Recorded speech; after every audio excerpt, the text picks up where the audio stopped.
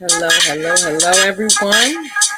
Welcome back to another episode of What She Said. So today we're going to explore relationships just a little bit.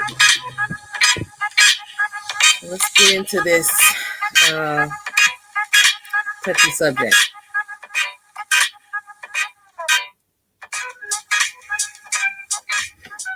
All right.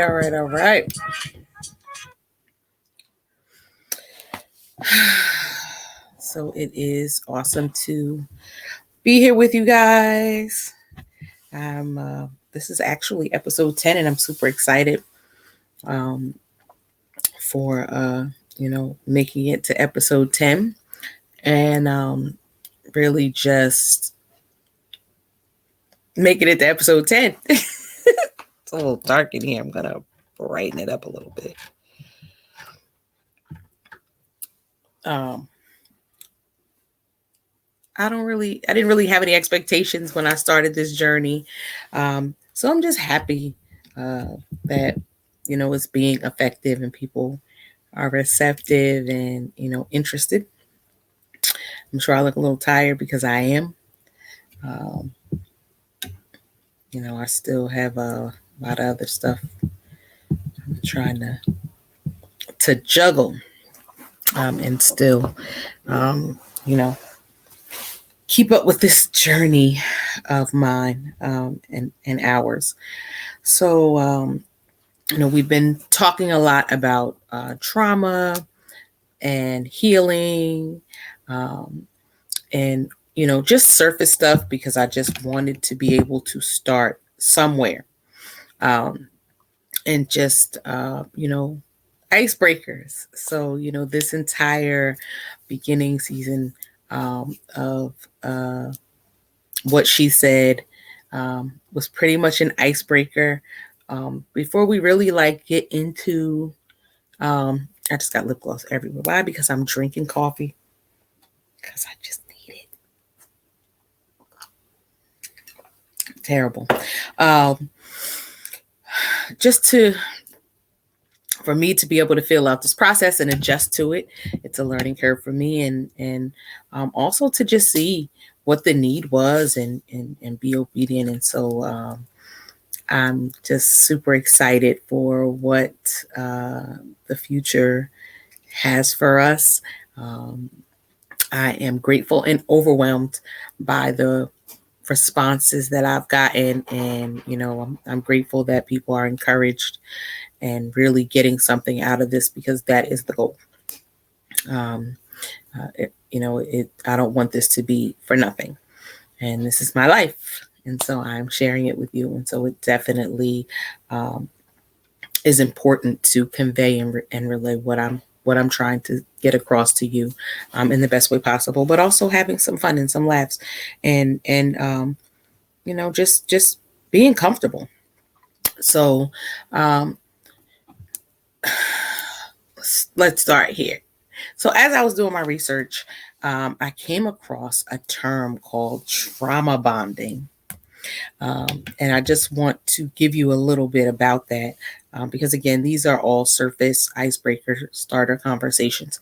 And we will definitely delve into each subject a little bit deeper. So we may revisit some things because there's more to it. But, let's start somewhere. So when I came, and while doing my research, I came across this thing called trauma bonding. And I'm like, what is that? And, it's described as trauma bonding is a psychological response to abuse. It occurs when the abused person forms an unhealthy bond with the person who abuses them. And ooh, is that layered? The person experiencing abuse may develop sympathy for the abusive person, which becomes reinforced by cycles of abuse followed by remorse. They call this Stockholm Syndrome. Now, this I'm familiar with. And they consider Stockholm Syndrome a type of trauma bonding. That's why I said there's layers to this. There's like so much to unpack. And so we'll definitely be revisiting this, because this, for trauma survivors, this particular trait and characteristic affects us in multiple ways, and not just in identifying with the person who initiated the trauma, but also in how we develop relationships throughout our life. So, I found that to be super interesting. And so it's like a feeling of attachment and dependence. And, it's heavy in domestic violence relationships, abusive parent-child relationships.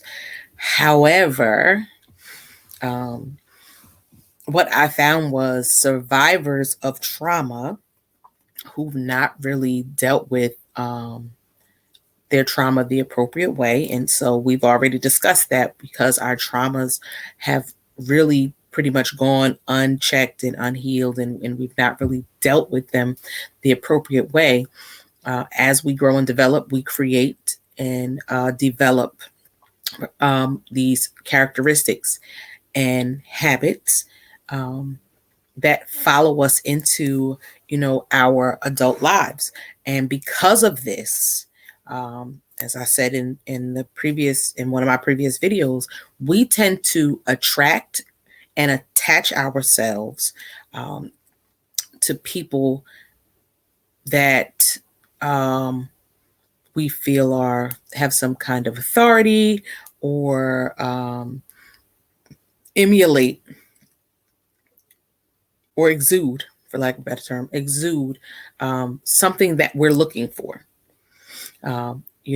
That saying that everybody's Nana used to say, you better stop running around here looking for love in all the wrong places, that type of thing. And because of the misguided way that trauma victims oftentimes think, we can develop not just intimate relationships, but social relationships that are unhealthy, because most trauma victims do view themselves, have a skewed view of themselves. And that damage, that low self-esteem, that distorted self-image comes into play when we choose our social interactions. And a lot of times we put ourselves in a position to be in intimate relationships, friendships, situationships with people who have abusive tendencies. And it doesn't have to be purposeful. Sometimes these people have been abused or suffered some sort of trauma in their lives. And so these are the characteristics that they have now adapted to, just as we have adapted to. Remember, I said you get the extreme narcissist, or sometimes you get the super empath. And then, there's always an in-between. But because of this, we can end up in relationships and with what is considered this trauma bond. And because it's what we've conditioned our minds to believe is what we need in that moment, we end up walking ourselves into another abusive situation, which is why getting to the root of and recognizing your trauma and healing from it and dealing with it is so important. Had you asked me 10, 15 years ago about any of this, I probably would have told you were nuts. Because I could have never imagined that there were so many levels to healing from and dealing with trauma, and the traumas that kind of shape our lives. And, let me tell you something. This thing is big. and not too big that we can't handle it, to get to our best selves, because we deserve that and we are capable and we're going to do it. But the things that you wouldn't even imagine, um, were traits of trauma. I'm just finding out, all this good stuff and about myself, because remember, I'm on this journey with you. This is my journey and I'm sharing it with you, um, to really get to the root of and heal from those things that have, kind of altered my life, because I made a decision, to live whole and healthy going forward.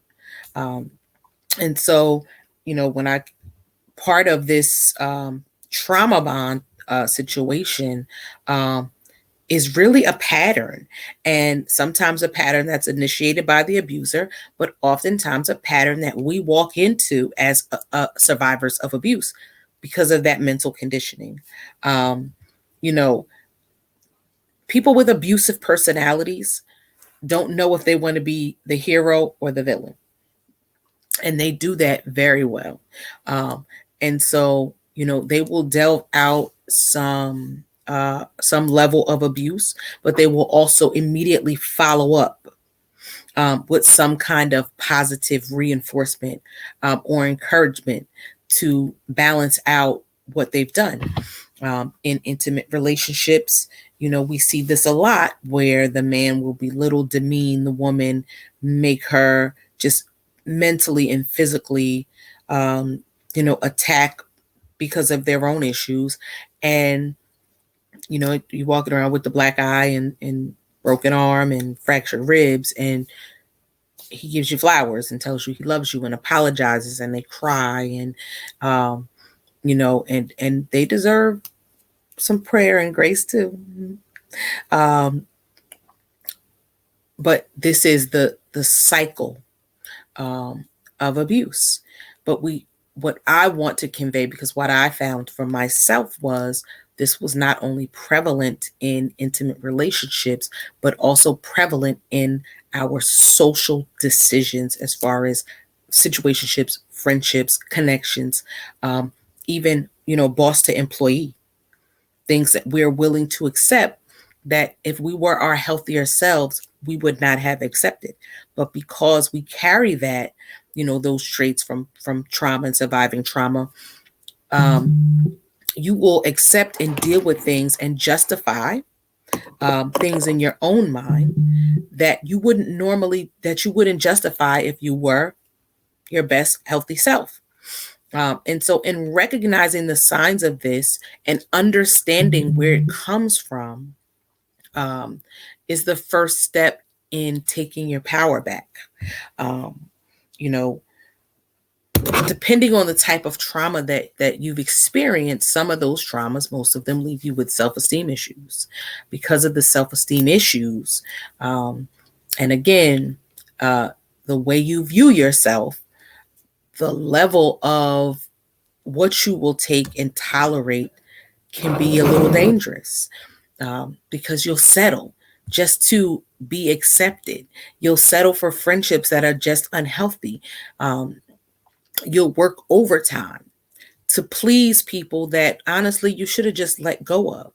And so, in this season, while you're learning to be your best self, and learning, um, to take the best part of every situation for yourself. And if something doesn't serve you, you have to let it go. And that includes relationships. And in order to do that, you must recognize the signs of an unhealthy relationship. You must also recognize the signs in yourself, in you being an unhealthy friend. Um, and it could, because it works both ways. You not only, could a person be abusing your friendship, but you're allowing it. And you're allowing it because of your own unhealthy and unresolved issues.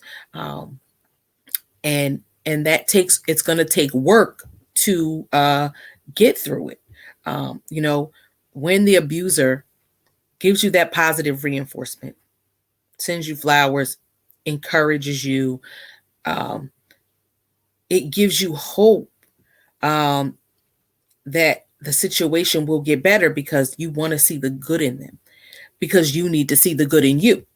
So in seeing the good in them, it kind of justifies for you that, I didn't make a bad decision here. And at some point this is going to work out. Well, that's a lie. When a person becomes accustomed to treating you a certain way, it is very hard to break that habit because, first of all, what in the world made you think that that was an appropriate way to treat a person in the first place? So until they deal with the root cause of their issues, they will never be healthy for you. And so we want to be mindful in this season what kind of connections we are allowing, what kind of bonds we are creating, what kind of relationships we are attaching ourselves to and walking ourselves into. We cannot hold other people responsible for our happiness, our wholeness, our well-being. We cannot do that. And we can't entrust everybody with those things either. A person can only be responsible for themselves and their behavior. And if they're not in a space and place where they're even able to recognize that bad behavior, they're most certainly not going to be able to help you. And you cannot put unhealthy expectations on people. See, what I learned in this season was I put a lot of expectations on people. And when those people didn't live up to those expectations, I was hurt. But the truth of the matter is they didn't ask for that. It was what I chose to do because of me. I'm a super empath, and because I wanted to see the best in them. Well, what I wanted wasn't what I was going to get. It wasn't what I was supposed to get. And so that is my fault for putting those expectations on people that they didn't ask for. The expectation belongs on me. And when I put an expectation on myself and I hold myself to a higher standard and learn and accept the value that is in me, then I began to see certain things and relationships that I had walked myself right into that were no good. Even as a young person, there were relationships that I held on to for too long, that I walked myself into, that I honestly should not have been a part of. But because I had those unhealthy characteristics, I allowed myself, and now I know what it is, to create bonds rooted in trauma, which is why they didn't work for me. And so now knowing that, I know and understand how to move forward in creating better, more healthy, more balanced relationships. Um, you know, we all like to see remorse. And if you're in an abusive relationship, intimate relationship, and you see the remorse, that does something to you. And because you want to believe that they don't mean it. And maybe they don't. But again, it's because they haven't dealt with their own traumas. Listen, this thing could even go as far as child-parent relationships. And I say this because, again, it was something that I identified. I had unhealthy, but I was a child and I didn't know any better. But I do now, expectations of my mother. I did not take into account that she had her own traumas that she needed to deal with. And so I put unhealthy expectations on her. And when she didn't measure up, I was upset and I was angry. And I realized that the thing that was driving me to seek her out so hard was trauma. Yes, she's my mother, and she gave birth to me, and she loves me the best way that she knows how, as most or all mothers should, but not everyone is capable. They can only give you what they have to give. But I had an unhealthy fixation on trying to force something that just she wasn't ready to give me. And we created, my mother and I, this toxic cycle of back and forth. She would hurt me. I would try to overwhelm her with love, and then I would lash out. We would move on, and we would repeat the cycle over and over and over and over again for years. And it was an unhealthy trauma bond. Our bond was not that of a mother and daughter as it should have been. It was deeply rooted in trauma and dysfunction. Um, and it spilled over into, again, how I attract people, how I attach myself to people, how I interact with people socially, and in my romantic relationships. And until I got, understood, I didn't understand exactly what it was, but I knew that it was wrong and unhealthy, was when I began to make better choices for myself in some of those areas. It wasn't until, again, recently that I realized that these traits didn't just affect me in the arena of romance, but they affected me also in my social interactions. And I could have avoided a lot of things had I known and understood this. But no one is half the battle, and here we are now. Employment, again, let me touch on that. Exploitive employment. We all have, I'm sure at some point, if you haven't, God bless you, but I have experienced quite a few supervisors and bosses that were very manipulative. They would overwork me, and because of that, to my nature of, my willingness to serve, they knew and understood how I felt, because I'm a nurse, about my patients. And so they would use that against me. And then I would become burnt out, overwhelmed, tired, just crazy. And then the remorse would come in, and the apology, or, oh, we're going to give you a bonus, or we're going to give you a gift card, or, we have this for you. We appreciate you. Really, you don't. And you notice that the cycle kept going. But again, because I did not understand my own self, that I was allowing this, and it was an unhealthy trauma bond. You see how that works? And I don't think most of us even perceive things that way, but we should. We should. We have to start looking at things as we grow and go, and when we move on this journey and we start to get healthy. I'm sure that we'll start seeing things a lot more clearly than we ever have. And I was excited to share this with you, because I sat with it. I don't just go find stuff and give it to you guys. I apply these things to my life, and I start with me first, because I want to be able to share with you what I have done for me personally, and experience. And so when I sat with this, I was so annoyed with myself. I was so deeply disturbed. Like, girl, is you crazy? Yep, a little bit. But I'm learning, and I'm just excited to be, sharing this with you guys. 2020, we are going to get healthy. We really are. We're going to really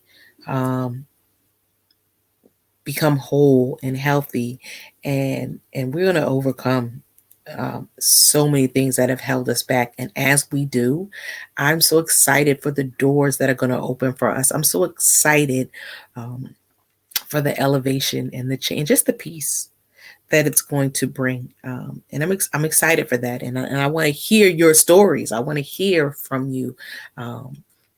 Just keep letting me know. I appreciate it. I love it. I'm not, okay, wait a minute. I try to read everybody's inbox. I try to respond to everybody in a timely fashion. Please, if I don't, charge it to my head and not my heart. But just know that I do enjoy it. I do enjoy hearing from you. And it's just confirmation that I'm being effective, that God is really, using me, and somebody somewhere is healing, because that's exciting for me, to know that, that somebody somewhere is overcoming something. So don't stop. I enjoy it, but just be patient with me as I try to respond, because I just wasn't ready for, I thought this was going to be very simple and low key. Mm-mm. But that's okay. That's okay. I'm going to get there. So, now that we have an idea of, how these things can come about, and we've actually put a name to this particular characteristic of trauma, I will give you some clinical things to look out for. You know, if you've bonded with somebody who has abusive tendencies, you'll try to justify and defend their behavior, as I stated before. You will agree with the person's reasonings for treating you badly. Like, oh, well, you know what? Maybe I am wrong. Maybe I shouldn't have done that. You're right. When that that's a lie, but you just go with it because it's easier to find you wrong than to jeopardize the relationship that you're trying to hold on to. So sometimes we actually will start to become, it's easier to just concede and be what the person keeps saying that you are, because you just don't want the trouble. You're just you just want to be wanted. And so you settle for that. Again, even in friendships, you are so happy to be accepted and have that social connection that you are just about willing to accept anything they say, because in your mind you justify it like, well, they're my friend, so why would they tell me anything wrong? Why would they not? Okay. You'll make excuses for their behavior. You will justify them treating you poorly. You will actually start to walk away from people who point it out to you. If people around you start to tell you that that's not right, that relationship is one-sided, like you just walking on water for this person, they treat you like garbage. If it's an unhealthy bond, you will actually start to push away from the person that's trying to tell you right. And if you've done that, revisit that. Revisit it, because that person probably is genuinely your friend. You become upset and hostile to people when they try to, intervene, because, who are you to tell me about my friend?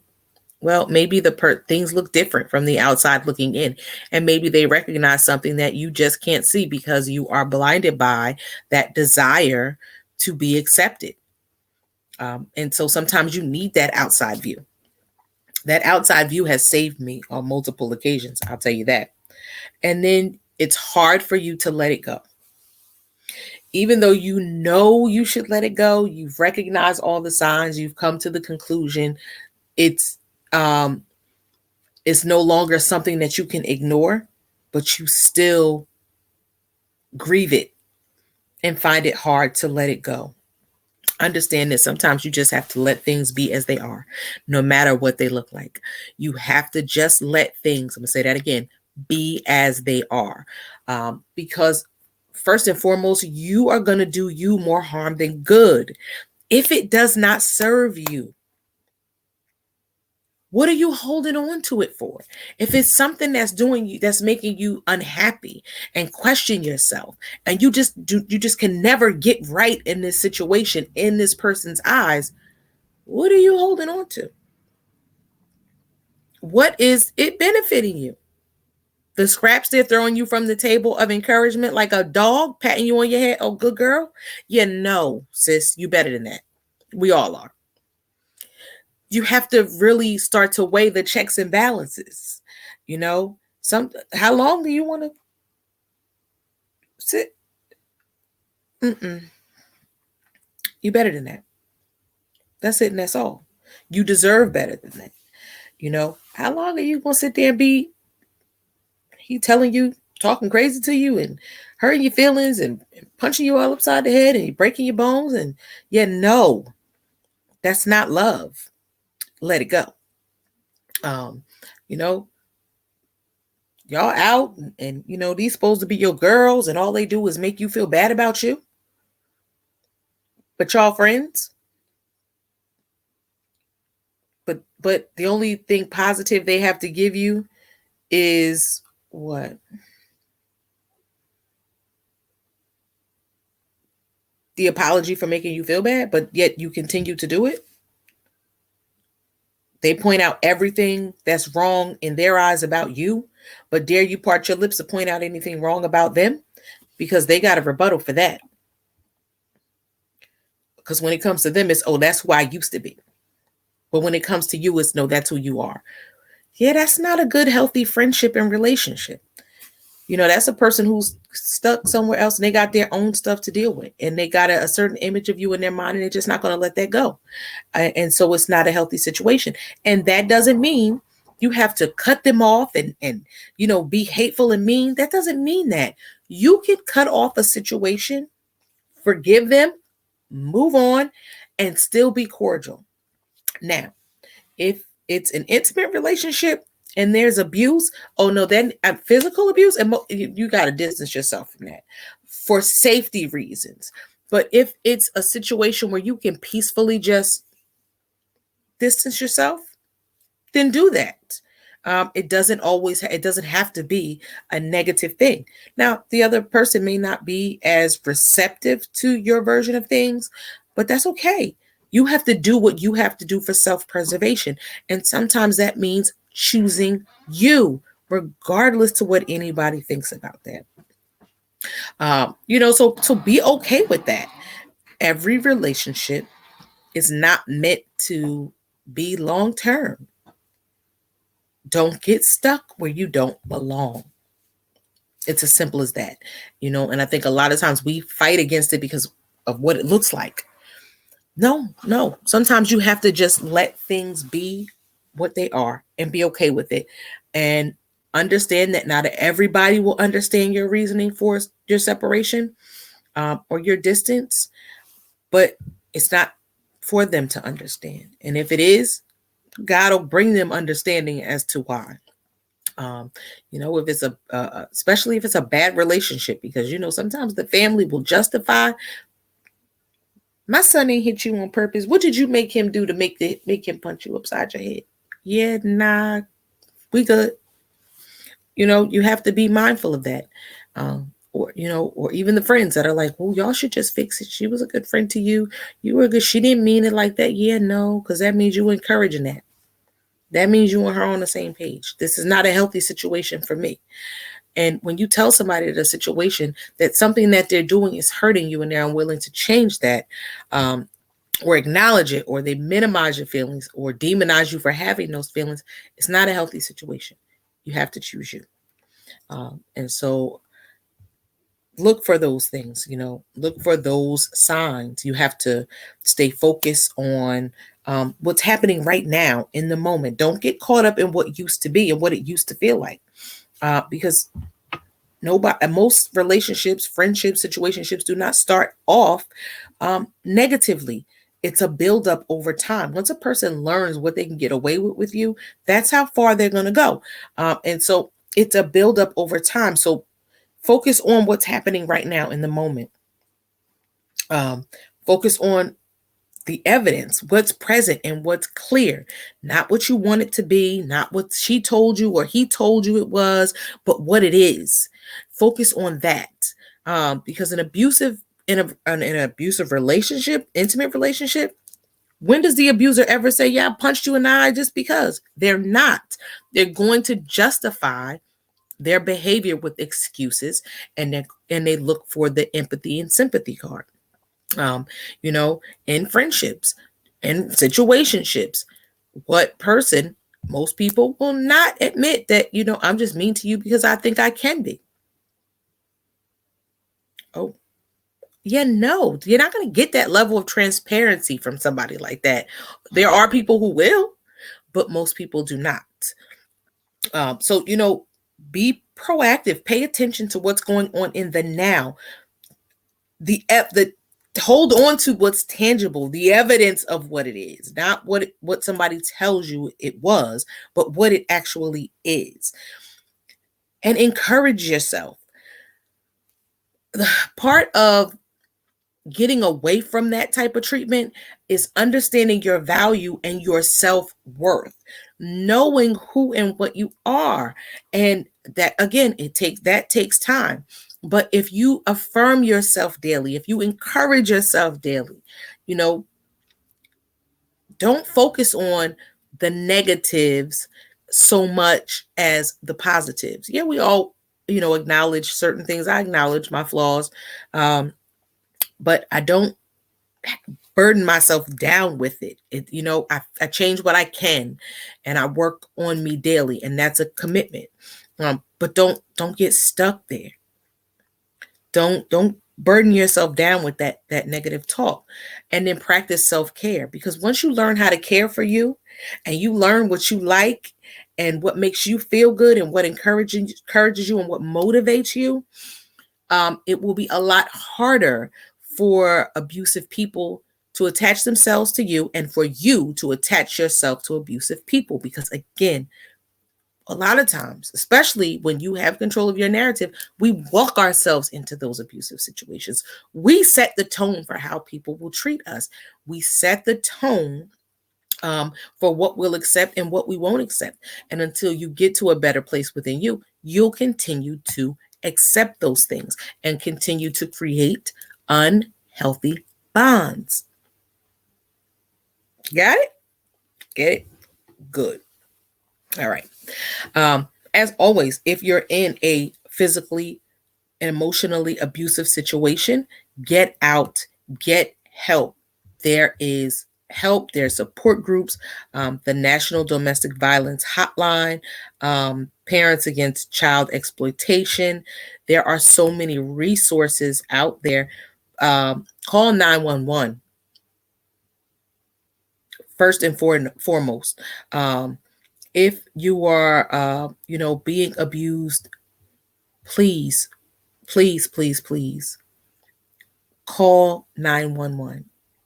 I don't care if you got to hide in the neighbor's bushes until they pull up. Been there, done that. Get help. Call somebody. Find somebody. There's order a pizza.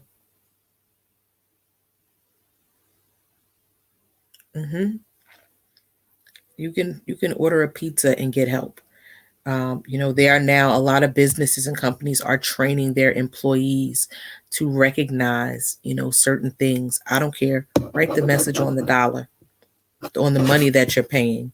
When you sign, or if you're using a card, when you sign the receipt, you sign, I need help. But don't do what you can, safe within reason and safely, and know and understand that there are resources out there to help you. And I will definitely be posting up some of those things, even elder abuse, because they are not exempt from being mistreated and manipulated. We just have to be mindful in this season of what we open ourselves up to, and knowing is half the battle, and understanding how we end up in these situations. And so this is just one type of unhealthy characteristic and bond that I came across. And I wanted to share that with you, because it can affect us in all aspects of our lives if we continue to walk around with unchecked and unhealed traumas. So that is the message for today, the journey for today. Be mindful of who you are bonding with. Be mindful of who you are connecting yourself to and plugging into, because remember, when you connect to somebody, that's an exchange of energy, and either they're going to pull from you or you're going to pull from them. And if it's unbalanced and uneven and it's costing you something and it's hurting you, then it's not a healthy bond, and it needs to be broken. So thank you. I pray that you got something out of this. I'm excited for what's to come. To follow my journey, subscribe to my YouTube channel, She Emerged, to follow me, and get notified whenever I post something. You can also listen to me on the go with the What She Said podcast. It is now streaming, praise be to God, on all major digital platforms. The book, She Emerged, The Manifestation of Me. Look forward. I'm looking excited about that. Look forward to that coming out in June 2021. I'm just excited for you to I'm actually excited to tell you my business. And I hope you enjoy it. But in closing, the sun rises every day alone, and she still shines. The moon rises alone every night and still manages to light our way. So don't be afraid to rise alone, and don't be afraid to be the light. You are capable. I love you. God loves you. And you better learn to love you.